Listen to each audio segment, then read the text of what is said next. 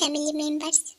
আজকে আমি 7 star story 7 অ্যাঞ্জেলদের নিয়ে আপনাদের কাছে গল্প করতে আসলাম।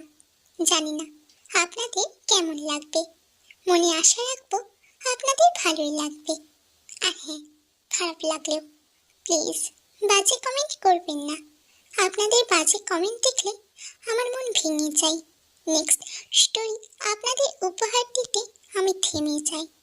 অনেকেই ভাবছেন হয়তো আমি আর কোনো স্টোরি দেব না, কিন্তু বিশ্বাস করুন, আমি নিজে স্টোরি দিতে পারছি না বলে সব থেকে বেশি খারাপ আমার লাগছে। কিছু প্রবলেমের কারণে আমি স্টোরি দিচ্ছি না, তাই বলে ভেবে নেবেন আমি আর কোনো স্টোরি দেব না। প্লিজ আমাকে কিছুটা বেরিয়ে আসতে দিন এইসব প্রবলেমগুলো থেকে, তারপরে আবার আমি আপনাদের নিউ নিউ স্টোরি উপহার দেব।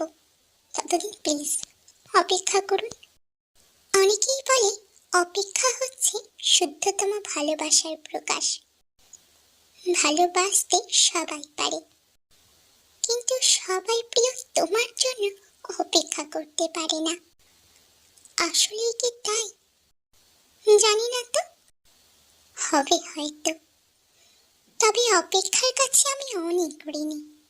প্রিয় তোমার জন্য অপেক্ষা আমাকে পাখির মতো সহজ হতে শিখিয়েছে, শিশুর মতো আবির হতে শিখিয়েছে, আকাশের মতো বিশাল হতে শিখিয়েছে, ফুলের মতো স্নিগ্ধ সুন্দর হতে শিখিয়েছে।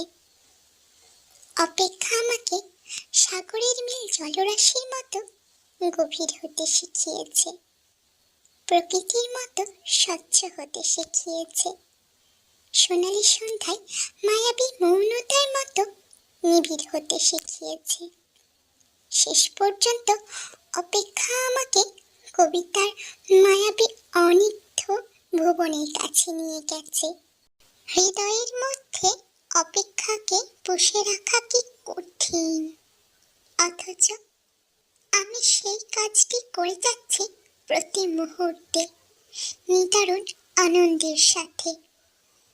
আহা অপেক্ষা, তুমি কত বেদনার্দ্র সুন্দর।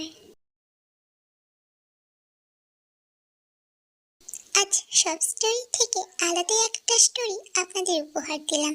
ভালো লাগলে লাইক আর অজস্র অজস্র ভালোবাসা কমেন্টের মাধ্যমে জানিয়ে যাবেন। আর হ্যাঁ, প্লিজ সাবস্ক্রাইবটা করে যাবেন।